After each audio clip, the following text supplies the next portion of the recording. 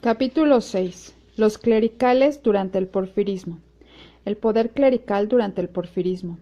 La Iglesia Católica, como cualquiera otra organización humana, ha necesitado para subsistir y progresar, entre otros factores, dos principalmente: una base económica que le ha permitido a sus dirigentes enfrentarse a los poderes políticos y económicos de los gobiernos o de los particulares, y una completa adaptabilidad a las variadas formas y sistemas de gobierno que se han sucedido en el mundo. Los cuantiosos bienes de que siempre ha disfrutado el catolicismo en todas las naciones lo han hecho, por ese solo concepto, una institución respetable. Durante el gobierno colonial en nuestro país, el clero tenía tantos o más ingresos que el propio monarca, y muchas veces los reyes solicitaban préstamos a la Iglesia. Más le dolió al clero la ley sobre nacionalización de bienes de manos muertas que todas las leyes dadas durante el periodo de la Reforma, y su distanciamiento con los intervencionistas franceses en 1863 y con el llamado emperador Maximiliano fue precisamente porque sostuvieron la ley sobre la nacionalidad de los bienes de la Iglesia. Con respecto a la adaptación de la Iglesia a las diversas formas de gobierno que se han sucedido en el mundo, es otra de las circunstancias que le han permitido vivir. La Iglesia triunfó con el Imperio Romano al lado de Constantino, pero se puso del lado de los bárbaros cuando éstos aniquilaron a Roma. Fue la Iglesia la principal aliada de los señores feudales durante la Edad Media, pero estuvo en contra de estos cuando el absolutismo de los monarcas acabó con ese sistema. Reconocieron el omnímodo poder de los reyes cuando los ministros de la Iglesia expresaban: per Deus reyes regnant, por Dios reinan los reyes. Pero también la Iglesia se adaptó a las formas republicanas y a las democracias, diciendo: Vox populi, vox Dei, la voz del pueblo es la voz de Dios. Se adaptarán al socialismo los ministros de la Iglesia y se adaptarán al comunismo y a todas las formas de gobierno que pueden implantarse en el mundo. Adaptarse o morir, tal puede ser su lema. El clero está y estará siempre con todos los gobernantes y, como es sagaz, practica esta máxima: entra con las ideas ajenas y sal con las tuyas. El clero católico fue el aliado principal que tuvo el régimen del presidente Porfirio Díaz, porque éste le dio amplísima libertad para rehacer los bienes que había perdido después de la nacionalización por las leyes juaristas. A Juárez no ha perdonado ni perdonará nunca lo que el clero llama su despojo.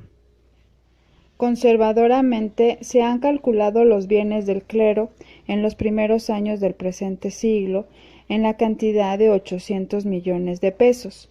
Las empresas que el clero regenteaba eran principalmente las siguientes: Sociedad Anónima La Esperanza de Aguascalientes, constituida el 20 de agosto de 1907. Figuraba en ella el obispo y varios sacerdotes con un capital de 80,000 pesos. Inmobiliaria Michoacana, constituida en 1911 ante el notario don Francisco Barroso. El capital de la mitra consistía en la cantidad de 5 millones de pesos. La compañía compradora y explotadora de bienes raíces, formada en la ciudad de Oaxaca el 30 de abril de 1909. Ante el notario Apolonio Vázquez. Sus socios eran el arzobispo Guilou y los canónigos del cabildo. Su capital era de más de 1,000,000 de pesos. Compañía La Piedad. Se constituyó en Puebla el 28 de octubre de 1902. La encabezaba el deán del cabildo, el canónigo Joaquín Vargas y algunos particulares. Su capital era de 300,000 pesos, que después ascendió a 1,000,000. Podríamos seguir mencionando los capitales de las demás diócesis eclesiásticas, pero basten los anteriores. He aquí la razón por la cual el clero católico era eminentemente porfirista. ¿Por qué defendió con las armas en la mano la burda y criminal reacción huertista? ¿Por qué atacó tan duramente al carrancismo cuando éste le incautó sus bienes? Pero el clero, cualquiera que sea el gobierno que le incaute sus bienes, puede rehacerlos en pocos años, porque cuenta con una mina inagotable, la vanidad de la burguesía, para hacerse aparecer en actos religiosos de postín. El sistema de cobro de diezmos, tan hábilmente manejado que si antes se le cobraban esas gabelas al hacendado, ahora se las cobran a la mayor parte de los agraristas. Los ricos tienen igualas con la mitra, so pena de no administrar los auxilios espirituales, cuando debiendo pagar tales cantidades, éstas se encuentran insolutas. La contabilidad en las oficinas de la hacenduría no falla jamás.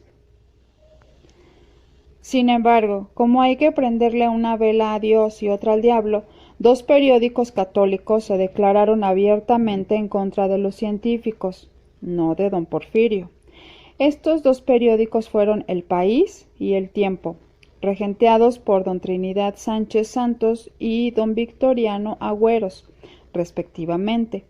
Desde las páginas de El Tiempo asestó sus más duros golpes el licenciado Toribio Esquivel Obregón a la política hacendaria del limanturismo. Blas Urrea, licenciado Luis Cabrera, desde esas mismas páginas criticó con dureza a casi todos los hombres de aquel régimen, y Sánchez Santos, con aquella su pluma que destilaba veneno, abría brecha en la masa compacta del porfirismo. Así llegamos a los primeros años del siglo XX.